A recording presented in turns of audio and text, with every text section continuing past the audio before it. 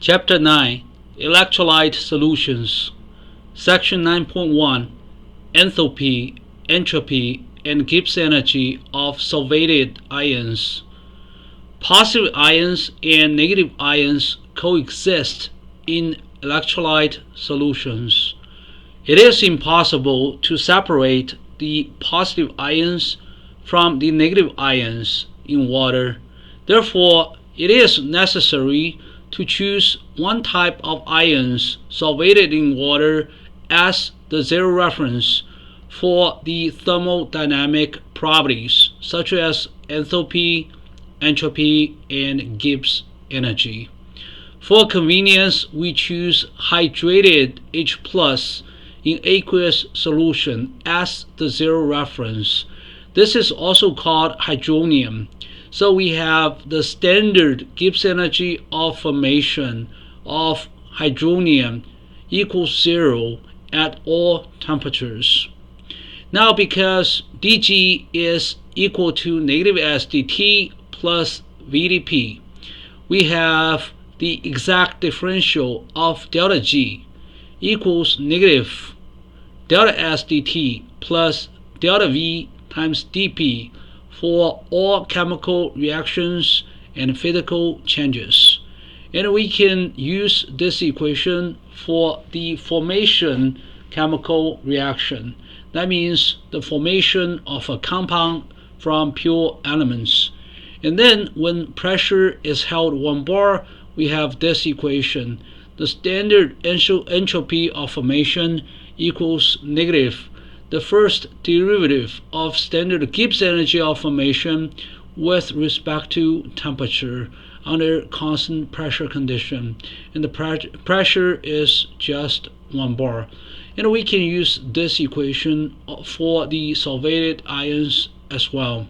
The molar entropy of a solvated ion is the same as its entropy of formation by definition. I just want to emphasize over here the molar entropy or the entropy of formation are all relative quantities for solvated ions. We just need some zero references. And over here we can see the hydronium is again the zero reference for entropy as well. The standard molar entropy of hydronium is equal to the standard entropy of formation of hydronium. This is just by definition, which is equal to negative. Over here, the first derivative of the standard Gibbs energy of formation of hydronium with respect to temperature under constant pressure condition. And over here, if you look at the top, this standard Gibbs energy of formation of hydronium is always 0. And the first derivative of 0 is 0. Therefore, the standard molar entropy of hydronium is 0. The standard entropy of formation of hydronium is also 0. And they are 0 at all temperatures. Again, those are like relative quantities. We simply choose hydronium as our zero references. First for the standard Gibbs energy of formation, and then for the standard entropy of formation. What about the standard enthalpy of formation? Because H is G plus Ts, we have delta H equals delta G plus T delta S, and therefore the standard enthalpy of formation is the standard Gibbs energy of formation plus temperature times the standard entropy of formation. Because the standard Gibbs energy of formation is 0, standard entropy of formation is also 0 for this hydronium species in aqueous solution, then the standard enthalpy of formation has to be 0 at all temperatures. In summary, we have chosen hydronium as the zero reference. The standard Gibbs energy of formation, the standard enthalpy of formation, the standard entropy of formation of hydronium are all 0 at all temperatures. What about the standard molar entropy of hydronium? Well, by definition, it is equal to the standard entropy of formation. Therefore, the standard molar entropy of hydronium is always 0 at all temperatures as well. Now we have a zero reference. The Gibbs energy, enthalpy, and entropy of formation of any other ion can then be determined using this solvated H plus or hydronium in the standard state as the zero reference. We can determine the standard enthalpy of formation, standard entropy of formation, and standard Gibbs energy of formation of solvated chloride at all temperatures now using H plus as the reference. For example, we can simply measure the equilibrium constant K of this reaction. The reactants are HCl gas and water. The products are H plus in water, chlorine minus in water. This is hydronium, this is solvated chloride. Now, if the solution is highly dilute, and also if the molar volume of HCl gas is large, we can assume the solution is an ideal solution, behave ideally, and also this HCl gas behave ideally. And in that case, the equilibrium constant is simply we have products on top, reactants on the bottom. Therefore, we have concentration of H plus over C naught on top, concentration of chlorine minus over C naught on top, and HCl gas is one of the reactants. So this is the pressure of HCl over P naught. What about water? We'll just use a mole fraction of this liquid water, which is 1. 1, we do not have to write 1 here though. And the standard Gibbs energy of reaction is equal to negative RT ln K. So somehow if we measure the concentrations of the hydronium and chloride in the solution, we measure the pressure of HCl in the gas phase, we can compute K. Once we have the value of K, we can determine the standard Gibbs energy of reaction by using this equation, negative RT ln K. And after we have the value of the standard Gibbs energy of reaction, we can write out this equation. The standard Gibbs energy of reaction is equal to the standard Gibbs energy of formation of all products minus the standard Gibbs energy of formation of all reactants. We have 2 products, H plus and chlorine minus in water. We have 2 reactants. We have HCl gas and liquid water as reactants. Because the standard Gibbs energy of formation of H plus is 0, we can replace this with 0. And now we can determine the standard Gibbs energy of formation of chloride in water, as long as we know the standard Gibbs energy of formation of the HCl gas and the standard Gibbs energy of formation of water, liquid water. It's really easy to look up the values of the standard Gibbs energy of formation of HCl and that of water, and then we can simply compute the standard Gibbs energy of formation of chloride right here.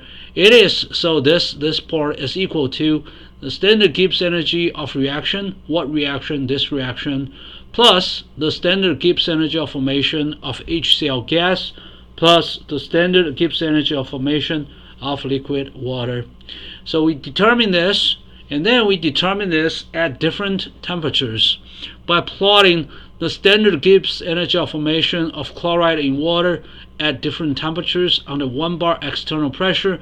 We can determine the molar entropy of the solvated chloride as well. The standard molar entropy of chloride is equal to the standard entropy of formation of chloride is equal to negative. Over here again, it's the first derivative of the standard Gibbs energy of formation of chloride with respect to temperature under this 1 bar pressure. And finally, at any temperature T, we can now easily determine its standard enthalpy of formation, because H is G plus Ts. Therefore, the standard enthalpy of formation of chloride is equal to the standard Gibbs energy of formation of chloride plus temperature times its standard entropy of formation. Now we have the standard enthalpy of formation, standard entropy of formation, and standard Gibbs energy of formation of chloride in water at all temperatures. Now we can determine the standard enthalpy of formation, standard entropy of formation, and standard Gibbs energy of formation of Ag plus, silver plus. But how? Again, we can design a chemical reaction that involves both Ag plus and chlorine minus. So if we look at this equation, this is AgCl solid reaction with water to form silver plus and chloride. If the solution is highly diluted, we can treat those ions as ideally solvated, and then we have this equation. The equilibrium constant is simply the concentration of Ag plus over C naught times the concentration of chlorine minus over C naught divided by 1. Because if we look at the reaction side, this is pure solid with a mole fraction of 1. This is pure liquid with a mole fraction of 1. So we just need to determine the concentrations of Ag plus and chlorine minus. Plug those in, we get the equilibrium constant for this chemical equation. What if this solution does not behave ideally? We can simply calculate the activity coefficients and take those into account in the expression of equilibrium constant. So we need some activity coefficients here. Now, assuming the solution is nearly ideal, we'll just need to measure the concentrations of Ag plus and chlorine minus. Plug them in here, we get the value of K. And then because the standard Gibbs energy of reaction is negative RT ln K, given the value of K, we determine the standard Gibbs energy of reaction, which is again the standard Gibbs energy of formation of all products minus the standard Gibbs energy of formation of all reactants. What are the products? Ag plus and chlorine minus in the aqueous solution. What are the reactants? Well, silver, chloride, and water. Now we can look up the standard Gibbs energy of formation of AgCl and also water, and then we can compute the standard Gibbs energy of formation for silver plus in the aqueous solution. How do we do that? Well, we just reorganize this equation. We can see the standard Gibbs energy of formation of silver plus is equal to the standard Gibbs energy of reaction. What reaction? This reaction that involves both Ag plus and chlorine minus. And then over here minus the standard Gibbs energy of formation of chloride. We obtained this in the previous page. And then we need the values of the standard Gibbs energy of formation for silver chloride and that of water. Plugging all the values, we get the standard Gibbs energy of formation of silver plus in aqueous solution. And we do this not just at one temperature, we collect or calculate this at many temperatures. And we can now plot the standard Gibbs energy of formation of silver plus versus temperature, and we use that graph to determine the molar entropy of the solvated silver plus cations. The standard molar entropy of silver plus in water is equal to the standard entropy of formation of silver plus in water by definition, and these two are equal to negative the first derivative of the standard Gibbs energy of formation of silver plus with respect to temperature under a constant pressure condition, and this pressure is 1 bar pressure. And finally, at any temperature T, because H is G plus Ts, therefore the standard enthalpy of formation of silver plus is equal to the standard Gibbs energy of formation of silver plus the temperature times the standard entropy of formation of silver plus. Now we have the values of the standard enthalpy of formation, standard entropy of formation, and standard Gibbs energy of formation of both chlorine minus and Ag plus. They are determined relative to a arbitrarily chosen zero reference, which is the solvated hydronium in the standard state. And starting from H plus, silver plus, and chlorine minus, we can further determine the standard enthalpy, entropy, and Gibbs energy of formation for all other ions in aqueous solution.